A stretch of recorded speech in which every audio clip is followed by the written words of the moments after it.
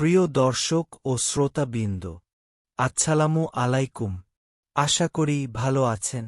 আমার আজকের এপিসোডে আপনারা জানতে পারবেন ইসলামের প্রথম খলিফা হজরত আবু বকর রাদিয়াল্লাহু আনহু সম্পর্কে। ইসলামের ইতিহাসে এক উজ্জ্বল নক্ষত্র হজরত আবু বকর রাদিয়াল্লাহু আনহু। তার জীবন শুধু ইতিহাস নয়, এটি ত্যাগ, ভালোবাসা ও অবিচল ঈমানের এক অনন্য কাহিনী। বিস্তারিত জানতে চ্যানেলটি সাবস্ক্রাইব করুন এবং ভিডিওটি না টেনে শেষ পর্যন্ত দেখুন। ৫৭৩ খ্রিস্টাব্দ।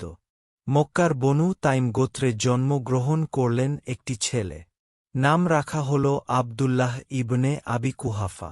কিন্তু শৈশব থেকেই তার ডাক নাম হয়ে গেল আবু বকর, অর্থাৎ উট শাবকের পিতা বা অগ্রগামীর পিতা। আর নবীজি সাল্লাল্লাহু আলাইহি ওয়াসাল্লাম পরে তাকে ডাকবেন সিদ্দিক, অর্থাৎ পরম সত্যবাদী বা সত্যের প্রতি অটল বিশ্বাসী নামে। মক্কার কুরাইশ বংশে তার জন্ম মানে অভিজাত পরিবেশে বেড়ে ওঠা। আবু কুহাফা নামে পরিচিত তার বাবা উসমান ইবনে আমের ছিলেন একজন সম্মানিত কুরাইশ নেতা। মা সালমা বিনতে শাখর ছিলেন স্নেহশীলা ও ধার্মিক। শিশু আবু বকর মক্কার সেই যুগে বড় হচ্ছিলেন যখন আরব সমাজ মূর্তি পূজায় ডুবেছিল। কিন্তু ছোটবেলা থেকেই তার মনে একটা অদ্ভুত বিতৃষ্ণা ছিল। তিনি কখনো মূর্তিকে সেজদা করেননি, কখনো মদ স্পর্শ করেননি। যেন ভেতরে ভেতরে কোনো এক আলোর জন্য প্রস্তুত হচ্ছিলেন তিনি। যৌবনে আবু বকর হলেন মক্কার অন্যতম সেরা ব্যবসায়ী। কাপড়ের ব্যবসা। ইয়েমেন, শাম ও হাবশার পথে তার বণিক কাফেলা ছুটে যেত। মাত্র ৪০,০০০ দিরহাম নিয়ে ব্যবসা শুরু করেছিলেন, আর তা বেড়ে হয়েছিল ৪ লক্ষ। কিন্তু তার আসল সম্পদ ছিল চরিত্র। মক্কায় তখন রীতি ছিল বংশ পরিচয় মুখস্থ রাখা। আবু বকর ছিলেন এতে অসাধারণ পণ্ডিত। তিনি কুরাইশ গোত্রের বংশ তালিকা মুখে মুখে বলতে পারতেন। জ্ঞান, বিচক্ষণতা, ন্যায়পরায়ণতা, এই ৩টি গুণের কারণে মক্কার মানুষ তাকে শ্রদ্ধা করত।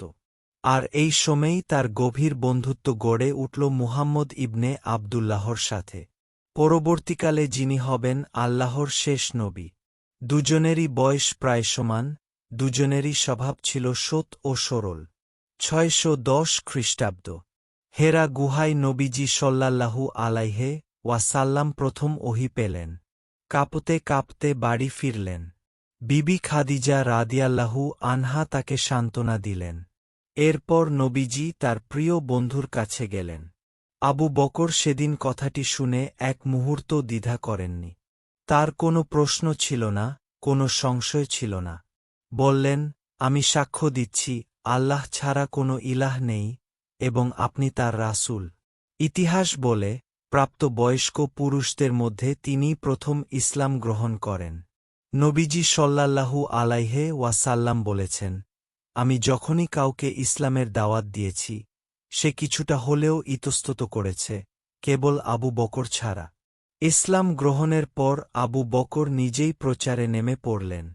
তার হাত ধরে ইসলামে এলেন উসমান রাদিয়াল্লাহু আনহু, জুবাইর রাদিয়াল্লাহু আনহু, আব্দুর রহমান ইবনে আউফ রাদিয়াল্লাহু আনহু, তালহা রাদিয়াল্লাহু আনহু, সাদ ইবনে আবি ওয়াক্কাস রাদিয়াল্লাহু আনহু। ইসলামের ইতিহাসের সোনালী নামগুলো। মক্কায় কুরাইশরা মুসলমানদের উপর অত্যাচার শুরু করল। দুর্বলদের নিপীড়ন দেখে আবু বকরের হৃদয় ভেঙে পড়ত। তিনি তার সম্পদ দিয়ে একের পর এক দাস কিনে মুক্ত করে দিতে লাগলেন।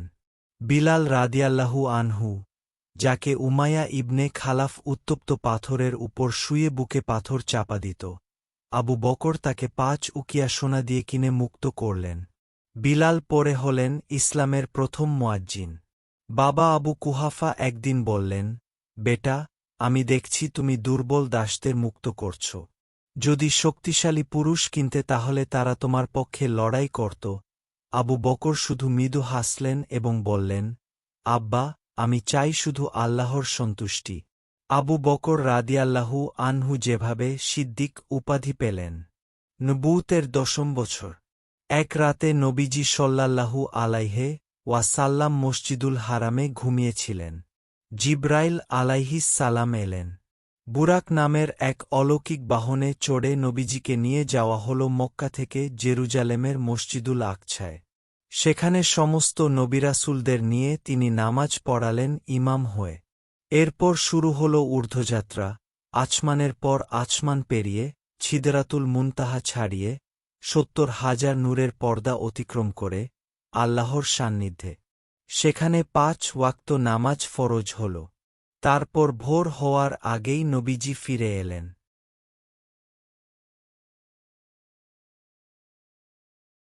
সকাল হতেই নবীজি সাল্লাল্লাহু আলাইহি ওয়াসাল্লাম এই ঘটনা বর্ণনা করলেন।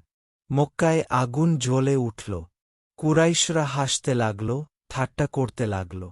তারা বলল, এক রাতে মক্কা থেকে জেরুজালেম? আমাদের কাফেলার এই পথ যেতে লাগে ১ মাস। আর তুমি বলছ এক রাতে গিয়ে আবার ফিরেও এসেছ? তারা ছুটল আবু বকরের কাছে। ভাবল, তার প্রিয় বন্ধুর এই পাগলামির কথা শুনলে হয়তো তিনিও বিশ্বাস ছেড়ে দেবেন। তারা আবু বকরকে বলল, শুনেছ তোমার বন্ধু মোহাম্মদ কি বলছে? সে দাবি করছে যে এক রাতে মক্কা থেকে বাইতুল মোকাদ্দাস গিয়ে আচমানে উঠে আল্লাহর সাথে কথা বলেছে। আবু বকর শান্তভাবে জিজ্ঞেস করলেন, এই কথা কি সত্যি তিনি বলেছেন? তারা বলল, হ্যাঁ। আবু বকর রাদিয়াল্লাহু আনহু তখন যা বললেন তা ইতিহাসের পাতায় সোনার হরফে লেখা হয়ে গেল। তিনি বললেন, ইন কানা কাদা ফাকাত সাদাকা। যদি তিনি সত্যিই এই কথা বলে থাকেন তাহলে তিনি সত্যই বলেছেন। তারপর আরও বললেন, আমি তো তাকে এর চেয়েও বড় বিষয়ে বিশ্বাস করি। আমি বিশ্বাস করি আসমান থেকে তার কাছে ওহী আসে। আর এটা কি তার চেয়ে বড় কিছু? মিরাজের ঘটনায় আবু বকর এর বিশ্বাস ছিল নিঃশর্ত, যুক্তিহীন নয়, বরং গভীর প্রজ্ঞাভিত্তিক। তিনি বুঝেছিলেন, যিনি আল্লাহর নবী, যার কাছে আসমান থেকে ওহী আসে, তার পক্ষে আল্লাহর হুকুমে এক রাতে সপ্তাকাশ ভ্রমণ করা অসম্ভব কিভাবে হবে। এই ঘটনার পর নবীজি সাল্লাল্লাহু আলাইহি ওয়াসাল্লাম নিজে আবু বকরকে ডাকলেন এবং বললেন, আনতা আশ-সিদ্দিক, অর্থাৎ তুমি সিদ্দিক, পরম সত্যবাদী, পরম বিশ্বাসী। এই উপাধি আর কখনো তার নাম থেকে আলাদা হয়নি। কিয়ামত পর্যন্ত তিনি পরিচিত থাকবেন আবু বকর সিদ্দিক নামে। যুগে যুগে মানুষ যখন ঈমানের পথে দ্বিধায় পড়ে, আবু বকর রাদিয়াল্লাহু আনহুয়ের এই একটি মুহূর্ত তাদের পথ দেখায়। বিশ্বাস মানে প্রমাণের অপেক্ষায় থাকা নয়, বিশ্বাস মানে হৃদয়ের সেই আলো যা সত্যকে চিনে নেয়। ৬২২ খ্রিস্টাব্দ। মক্কার কুরাইশরা নবীজিকে হত্যার ষড়যন্ত্র করল। রাতের অন্ধকারে নবীজি ও আবু বকর মক্কা ছেড়ে বের হলেন। গন্তব্য মদিনা। পথে শাওর পাহাড়ের এক গুহায় তারা আশ্রয় নিলেন। শত্রুরা তখন ঠিক গুহার মুখে এসে গেছে। আবু বকরের বুক কাঁপছে, নিজের জন্য নয়, নবীজির জন্য। নবীজি সাল্লাল্লাহু আলাইহি ওয়াসাল্লাম তার কাঁধে হাত রেখে বললেন, লা তাহজান ইন্নাল্লাহ মা'ানা, দুঃখ করো না, আল্লাহ আমাদের সাথে আছেন। এই মুহূর্তটি পবিত্র কোরআনে অমর হয়ে গেল। সূরা তাওবার ৪০তম আয়াতে আবু বকরের সাথীত্বের কথা সরাসরি উল্লেখ করা হয়েছে। মদিনায় পৌঁছে শুরু হল ইসলামের নতুন অধ্যায়। আবু বকর নবীজির সবচেয়ে বিশ্বস্ত পরামর্শদাতা হিসেবে পাশে থাকলেন। বদর, উহুদ, খন্দক, ইসলামের প্রতিটি যুদ্ধে আবু বকর নবীজির পাশে ছিলেন। বদরের যুদ্ধে তার নিজের ছেলে আব্দুর রহমান বিপক্ষ দলে ছিলেন। কিন্তু আবু বকর কর্তব্যে এতটুকু বিচলিত হলেন না। উহুদের যুদ্ধে যখন গুজব ছড়াল যে নবীজি শহীদ হয়েছেন, তখন অনেক সাহাবী বিভ্রান্ত হয়ে পড়লেন। কিন্তু আবু বকর অটল রইলেন।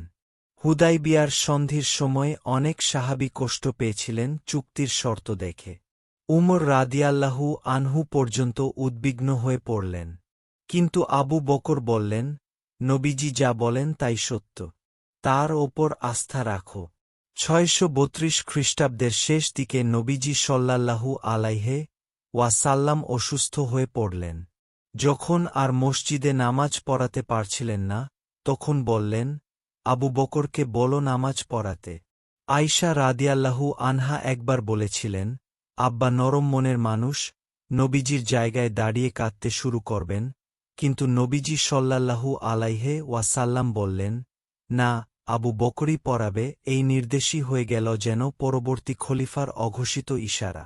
12ই রবিউল আওয়াল, 11 হিজরি মোতাবেক 8ই জুন 632 খ্রিস্টাব্দ। নবীজি সাল্লাল্লাহু আলাইহি ওয়াসাল্লাম ইন্তেকাল করলেন। আবু বকর নবীজির ঘরে ঢুকলেন। মৃত মুখের ওপর থেকে চাদর সরিয়ে কপালে চুমো দিলেন। বললেন, আপনার জীবন ও মৃত্যু উভয়ই কতটা পবিত্র।